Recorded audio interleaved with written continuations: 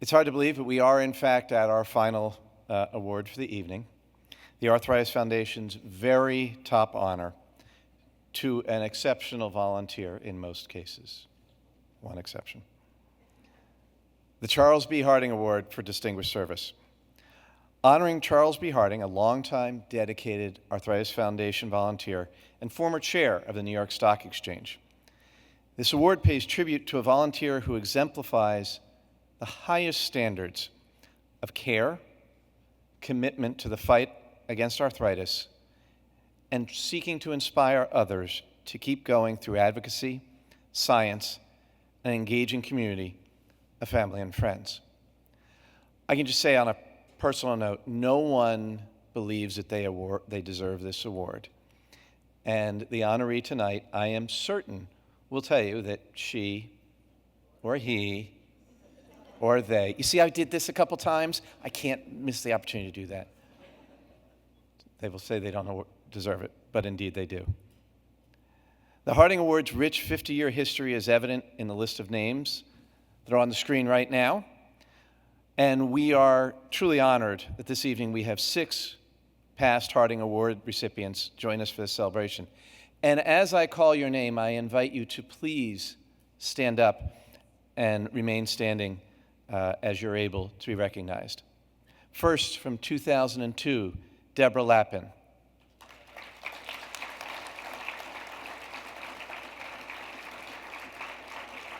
And 2005, Lee Callahan.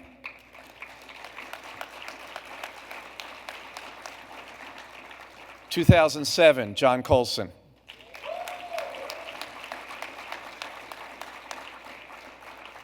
I was honored in 2021, your humble servant. In 2022, Dr. Robin Dorr.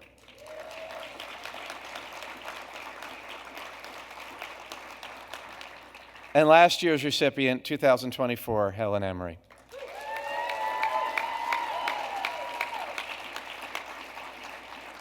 And now, it is my deep honor to turn the stage over and the microphone over to Helen Emery, who has I know the joy of announcing tonight's recipient.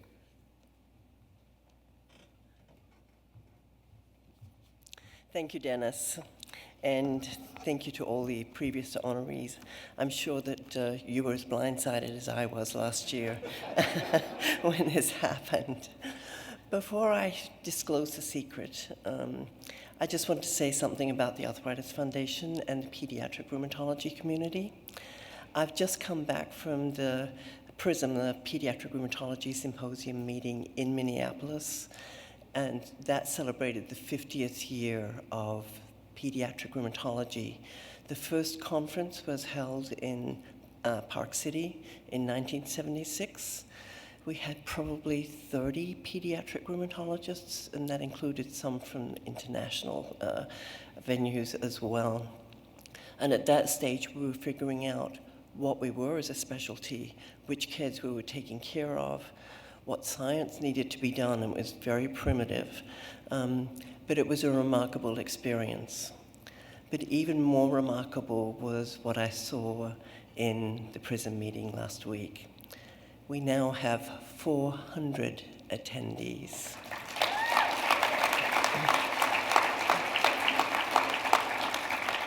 And the science and the programs that were presented were so remarkable and have made such a difference to the lives of kids and families with rheumatic diseases.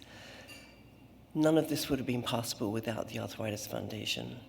The Arthritis Foundation supported the first conference and has supported the 50th anniversary one, and also has been remarkable in its support of patients and families, as you've heard, CARA, which is the network of pediatric rheumatologists collaboratively doing science, and also supporting the trainees that have contributed to those 400 slots we now have filled.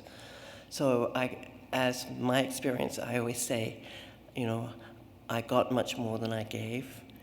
We certainly as a community have been given so much by the Arthritis Foundation, and I can't tell you how much we appreciate it. So, But tonight's the night we reveal the secret. And I'm going to quote Anna Hyde here. She and I were talking last year around the time of Signal Day about, how do people know? And she said that the Arthritis Foundation is actually much better at keeping secrets than the Pentagon is. And I think she's right. Having said that, it's my honor to present the Charles B. Harding Award, the Arthritis Foundation's highest honor for volunteers. To the past Harding Award recipients who are here tonight, thank you for being here. And you are a remarkable group of people, and I'm so proud to be one of you. But it's time to pass the baton for the next exceptional member of the Arthritis Foundation family.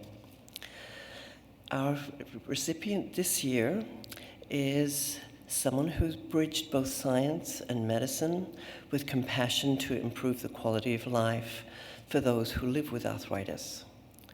Someone who's known for pairing the curiosity of a scientist with the passion of answering unanswered questions.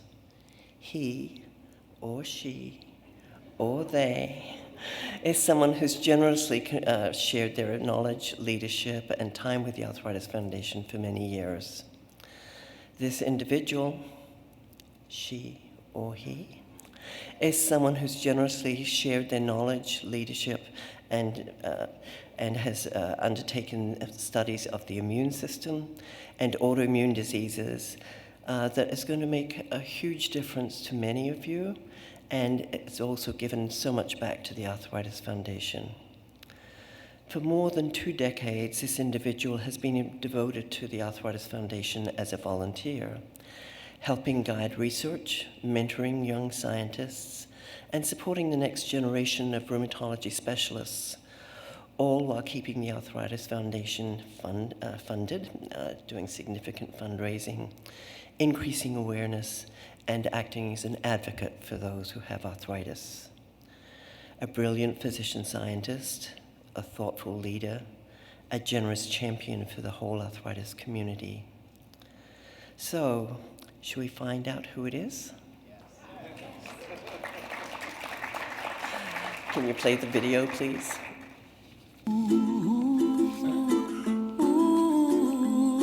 Someday you wish upon a star, wake up where the clouds are far behind me, where trouble melts like lemon drops, high above the chimney top. That's where you find me, somewhere over the rainbow. Bluebirds fly, and the dream that you dare to, oh why can't I? Oh, someday I wish upon a star, wake up till the clouds are far behind me, where trouble melts like a lemon drops, high above the chimney. So tonight is my great privilege to introduce you to Andy Chan. And as you know, he's been generous and made a commitment that has moved our mission forward in extraordinary ways. Many of you know Andy is a world-class scientist and physician. He recently retired as a senior vice president of research at Genentech, where he led a number of teams working on discovery for different treatments for a number of autoimmune diseases, including one for MS. He's had a career that has focused on understanding how the immune system works, what happens when it goes wrong, and then attempts to fix it. Dr. Chan trained as both a physician and a scientist, earning his MD, PhD from Washington University in St. Louis, after studying chemistry at Northwestern University and completing his fellowship at the University of California, San Francisco, which is where I first got to know him. At one time, I used to worry when one of our trainees went into industry instead of providing patient care or undertaking an academic career.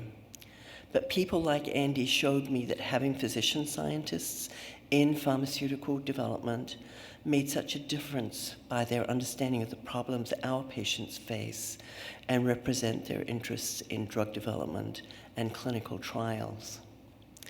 But tonight we're not honoring him just for his resume, although that's impressive. We're honoring him for the extraordinary impact he has made as a volunteer leader to the Arthritis Foundation and the arthritis community. He joined the Arthritis Foundation NorCal board in 2003, and for more than 2 decades has given his time, expertise, and leadership to strengthening this organization and the people we serve. One of the biggest challenges for people living with arthritis is access to specialists who can diagnose and treat those illnesses. Dr. Chan recognized that early on, and through his leadership supporting the Arthritis Foundation's workforce development efforts, has helped to advance programs that train the next generation of rheumatologists, both adult and kids. That means many more experts are in the future who can care for people living with arthritis. He has also championed connections between community rheumatologists and the Arthritis Foundation. Dr. Chan most recently has helped guide the Arthritis Foundation research investments. As a member of the National Scientific Discovery Advisory Committee, he has helped ensure that research funding supports the ideas most likely to lead to better treatments. And ultimately, we want a cure. Closer to home in Northern California, Dr. Chan's leadership of the Medical and Scientific Committee there has been truly transformative. He's helped mentor young scientists through research internships, supported the annual Knowles Lecture that brings leading experts to share advances in arthritis care, and strengthened the local Walk to Cure Arthritis. What stands out about Andy is the way he approaches his work. He brings curiosity, generosity, and determination to his volunteer service, like that he brought to his scientific career. So for more than 20 years, he's helped the Arthritis Foundation mission and showed real progress. And because of that, our organization and the millions of people we serve are stronger. So tonight, it's truly an honor to recognize a remarkable scientist, a visionary leader, and an extraordinary volunteer. Please join me in congratulating the newest recipient of the Harding Award, Dr. Andrew Chan.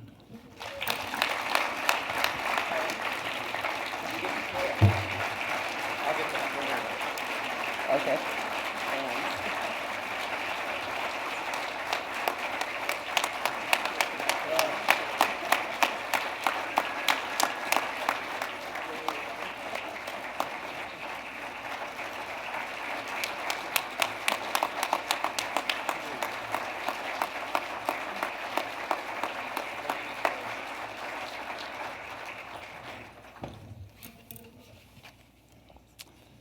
Okay, so as Helen says, she got me.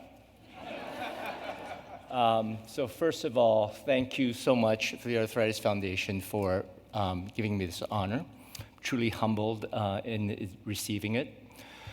The Arthritis Foundation has been part of my life for the last quarter of a century. It started my training. The Arthritis Foundation provided important patient advocacy information. And actually, as Malika said, we did not have enough time in the office to be able to provide all the support that our patients need. And the Arthritis Foundation, through its many, many activities, including the booklets at that time, this dates me, because there actually was printed material on each of the diseases, the YMCA swim classes and the like, were extremely important conduit for us to be able to help our patients. And of the many, many important things the Arthritis Foundation does, I do want to highlight one and applaud the Arthritis Foundation of one major initiative that has been going on for decades, which is our pipeline. Without rheumatologists, we would not be able to provide good medical care. And even though there are 400 individuals that came to the 50th anniversary, there remains a shortage of pediatric rheumatologists in our entire country. There are many states that do not have even a single pediatric rheumatologist, and I would like to congratulate the Arthritis Foundation because they, through their training program and funding program, actually seated the first board-certified pediatric rheumatologist in the state of Montana just 3 years ago. So thank you. And we just met, I think, about 10 days ago to go through the fellowship applications that the Arthritis Foundation funds. And I must say, this year, we had 14 applications for a total of 3 slots. I hope that we will be able to continue increasing the funding for this pipeline. And this is the strongest batch of applications that I have seen, honestly, in the past decade. And so I think there's pediatric rheumatologists, adult rheumatologists, and I think what we are seeing, actually, is a new emphasis of a med-peds rheumatologist. This is a new breed of rheumatologists that we're seeing in training that are 4 years in duration, and they are trained and will be board certified to be able to practice both pediatrics and adult rheumatology. So this is an important advance in the field, and I thank the Arthritis Foundation be able to continue supporting all of this work. And then lastly, I think I just want to thank all the mentors I've had, but also importantly, my family, who have sacrificed many times, efforts, vacations, and the like, to help me succeed in my own career. So with that, maybe I could have my family come up here. Oh, there are you here.